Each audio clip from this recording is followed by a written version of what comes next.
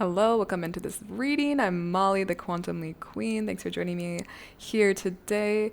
These readings are a timeless resource for you to come utilize whenever you need some extra nourishment in your life. So trust that if you found this reading, there is a message here for you. I am going to set the intention, as always, to give you the best messages that you need to hear today. And I am starting with the Rainbow Tarot. Let's get some details. What are we talking about today with my friend? I have the Page of Wands. The Four of Swords. The Seven of Wands. And the Knight of Wands in the reverse. Okay. I'm getting a story here. At this point in your life, I actually feel that you could not be bothered. The Page of Wands with the Four of Swords. It's like you're kind of in this. I'm just gonna. I'm sorry. I'm just gonna fuck around and find out. Like, I'm just gonna do it. I'm just gonna do things. I'm just gonna do things and not have like expectations on what's to come from the things I'm doing. I'm just doing them because I want to.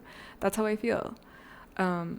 It's not in an ungrounded way. It's like in a way of, I don't, like, without expectations, which I think really brings in a lot of opportunity for abundance, magic. I just see you stepping more into your role of creator, but it's a new identity for you. It's new, this level of fuck around and find out. Because before it was like, there was still things you were trying to prove in yourself, to other people. But now it's like you have this solid sense of self, so you're able to just create without worrying about the outcome. That's what I see. And I see that this came about, Seven of Wands and the Nine of Wands in the reverse. This came about from a period of trying to prove yourself and trying to prove your point of view, either to, well, both yourself and to other people. Could have been like a really prominent relationship in your life where you really like didn't feel seen or heard, and you felt like you had to prove your worth to someone. It's a big worthiness thing here. And I think now what I see is like you've gotten yourself out of environments that don't honor you, and you step much more into self-sovereignty and just creating with all of you, and like no longer needing to, again, prove or fracture yourself for other people or to gain approval or to gain this or that, because you found this wholeness and completeness now within yourself that wasn't available before. You didn't know any better. You're still going through the conditionings of what we're all kind of taught and conditioned into through childhood and growing up and society and whatnot. But I really feel this strong energy of reclaiming power, but you hold it lightly. That's the thing. It's like you have so much like self-love, self-power, but you hold it lightly. You're not loud about it. And that's that's what keeps you humble. I think you actually desire to stay humble, not get too into the ego or into the head, but also not go back to ever like having your worth be up for debate, ever. You just simply remove yourself from situations, people that want to put you in that position. Simple enough. You just don't entertain it because you know the truth. That's what I'm seeing. What else? What else can I tell my friend about their life right now? I have the Seven of Swords. What else with that?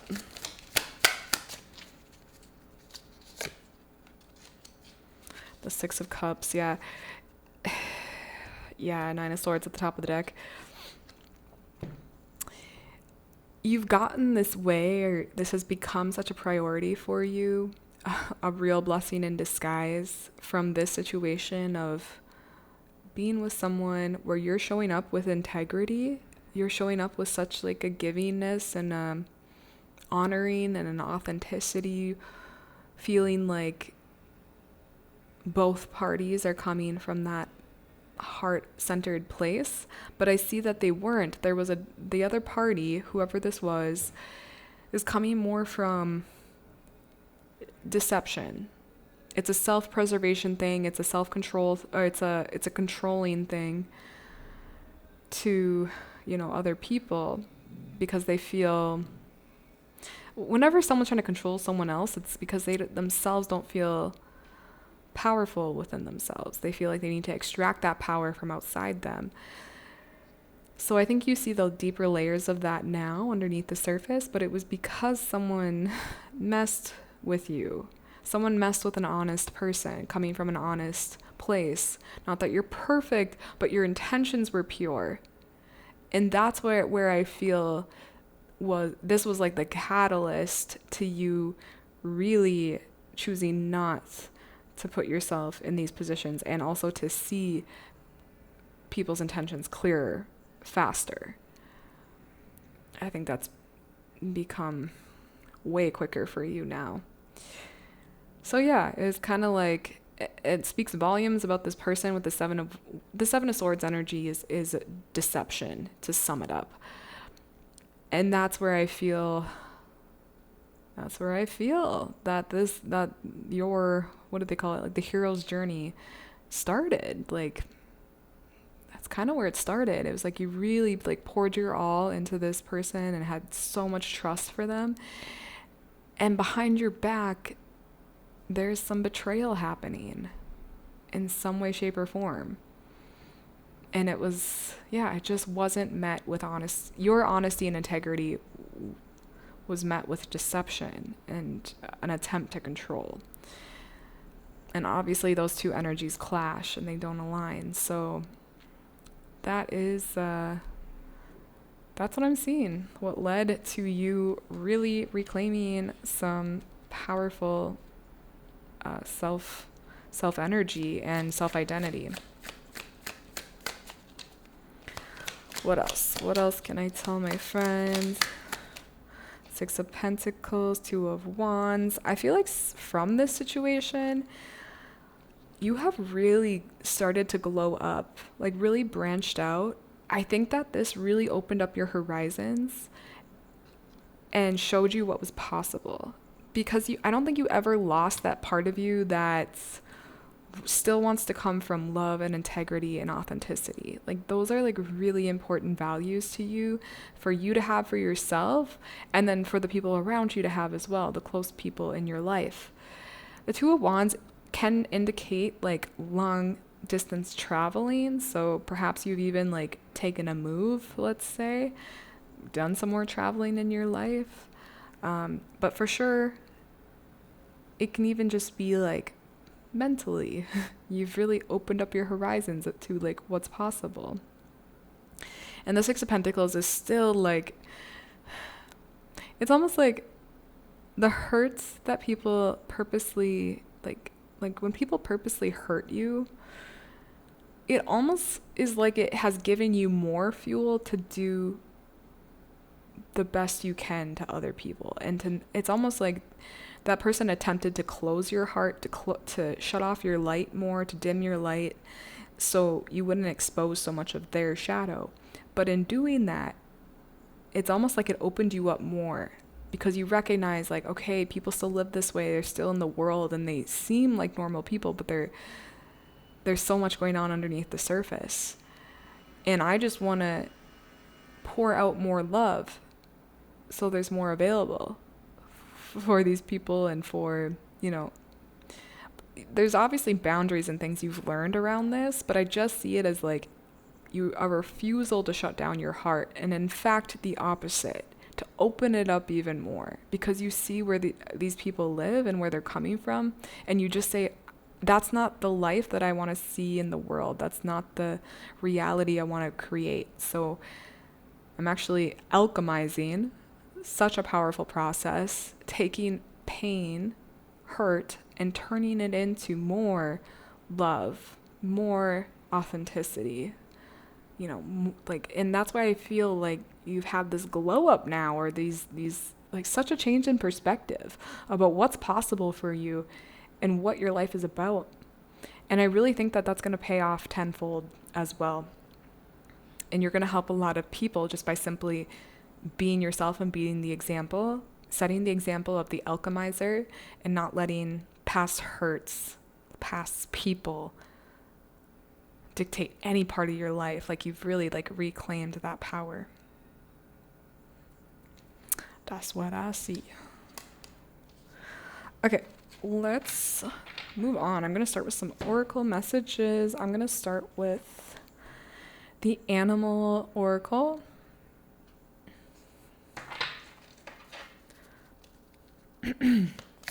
What is the best message from this deck for my friend today?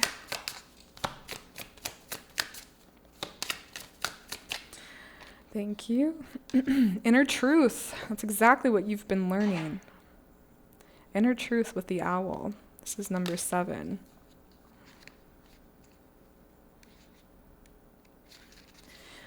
Inner truth, owl. Owl sees in the dark and knows what is not directly being shown.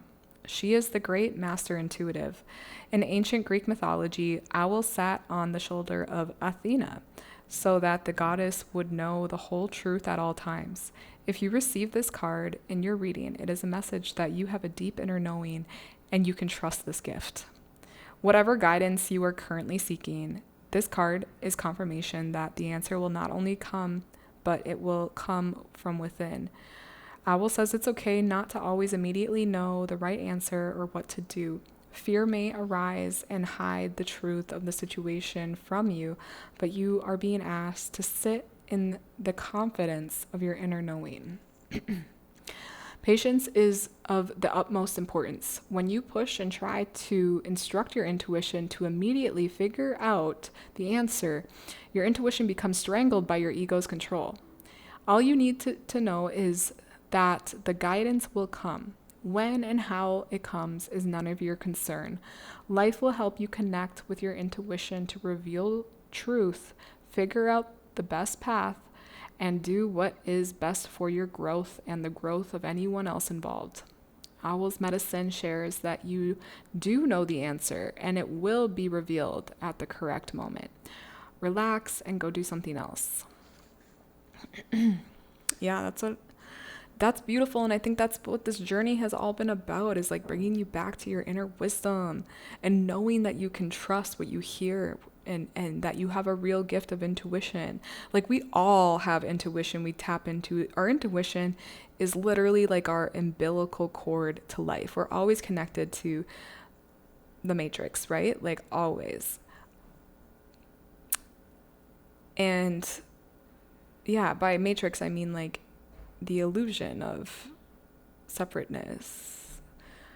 Like Bashar says, like, physical reality is not real, but the experience is what's real. And our intuition is what guides us. It's like our direct walkie-talkie with our limitless self that has the bird's eye perspective of everything going on. So you're learning how to really trust your intuition and to honor it, to really honor it by taking the action on what it's asking you to do or not to do. I think that's become very evident for you. And also trusting your intuition around people is what I'm hearing. Something that I think, when you come with such a big open heart, you think that people are doing the same, but there are a lot of people with a lot of trauma that they haven't dealt with, and so their trauma ends up leaking out, and that can hurt you. But you're learning how to protect yourself and to see what's going on underneath the surface, right? Like, quickly. And that sets you up for more success, but honestly, most importantly, more of like the honoring of yourself, of your heart. So trust yourself and build that relationship with your intuition. It's something that you can continue to build on. And yeah, the stronger it gets, the more aligned your path is, truly, because you're not stressing about, am I on the right path? Am I doing the right thing? It comes in divine timing, the messages, absolutely. But don't be afraid to like ask it for advice, ask it for guidance, and like build a relationship with it. And that helps. Okay, next I'm gonna pull, this is the Mystic Mondays Astro deck. We'll get some messages from the cosmos. Oh my goodness. Oh, let's try that again. Okay, I guess these wanted to come out. I have Sagittarius, third quarter moon, breakdown, readjustment, forgiveness, and then opposition, resistance, struggle, polarity. So I love that Sagittarius is here. Sagittarius is higher wisdom, higher learning, higher knowledge, associated with Jupiter. Also, the Two of Wands, I think there's got to be some Sag energy here because it is about kind of like long distance traveling as well. So for sure, you've been learning so much and it hasn't come from easy things, right? It's kind of come from tough life situations. The opposition, for example, like that is, you've learned so much by being so opposed to someone, like being like, the opposition can be even represented as like a trauma bond, like a core wound between two people, but it comes out almost on opposite sides of the spectrum, like an anxious attachment and an avoidant attachment, for example. And then the third quarter moon, breakdown, readjustment, forgiveness, those are things you're learning right now. The breakdown of something you thought was solid, the readjustment for yourself, how you see yourself, and even just your life path, and then eventually forgiveness. Forgiveness is not something you can fake. It's not something you can rush. Like, even if you want forgiveness right now to give yourself that relief, you know it like comes back to you. When you're forgiving a person, you're actually forgiving yourself. You can't rush that. That just takes time as you heal in the layers. So there's so much that you've been learning about yourself, but it's bringing you such higher wisdom through difficult situations. That's what I'm seeing. So really all of this is just a confirmation to like say we're spirit or the sky or like however you want to see it, is like, I see you, I witness you, you have been through it, and look at how much wisdom you're gaining from going through the difficulty, the pressure. It's kind of, diamonds are formed under pressure. You have to have a lot of pressure to form a diamond, and that's where I feel that's your story. Like, a lot of pressure, the oppositions, to say, hey, we have to apply the pressure to make you a diamond, to up-level you. Okay. So, that's from that deck. Let's pull next from the Rainbow Brain Skull. Let's do this deck. Best message from my friend from this deck.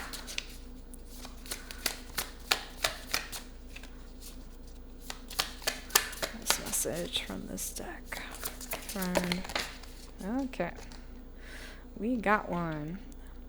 It says, would you be nervous performing for a galaxy you'd never see again? 49.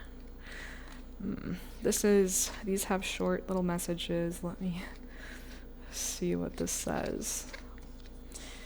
This incarnation is just one stop on a galactic tour. Do you still worry about what the kids in daycare thought of you? You are still just a baby in the cosmos. Don't be nervous expressing yourself. One day you'll be on to the next world. True. I think sometimes we take our identities ourselves so seriously, and I definitely think that's been conditioned into us. But this is your moment where you're reclaiming your power. And also, I really think as you are healing through this process, the art, the creation, the things that your soul wants to express are so important for you to take action on. And then just to know, like, just like anything, just like anyone doing anything new, it usually sucks at the beginning, but eventually you get better and better. And also, like, at the end of your life, are you going to let, like, other people's opinions or the fear of being seen in a certain way or a certain light, like, hold you back from doing what your soul's been asking you to do? What your intuition asking you to do? I would hope, and I really think that with this group, this is, like, just confirmation for what you already know. But I would think that you would absolutely be so tapped into your own power and to your own intuition, and to just step into the role of the artist, the creator, the magician, and just take action and create without worrying about outcome, without caring, because it's like, okay, physical reality is not real, but the experience of physical reality is real. That's what's real. So have fun. Don't take it so seriously. Just create. And yeah, that needs to be said. I think coming out of like a dark night of the soul and like coming back to yourself, I really think that it brings in such like new inspiration, like it, because it is a rebirth in a way. And that's how I feel. Like, this was the first card we got out, Page of Wands.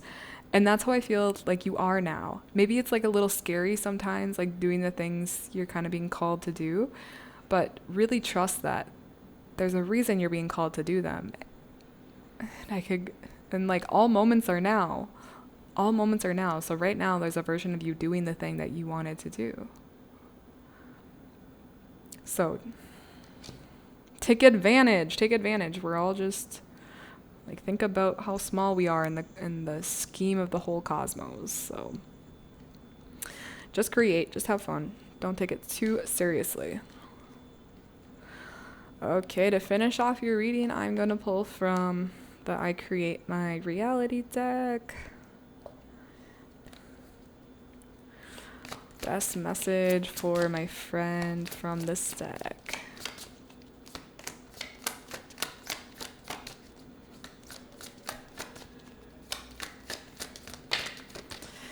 Thank you. It says, to celebrate life is to radiate life. Ooh, I love that.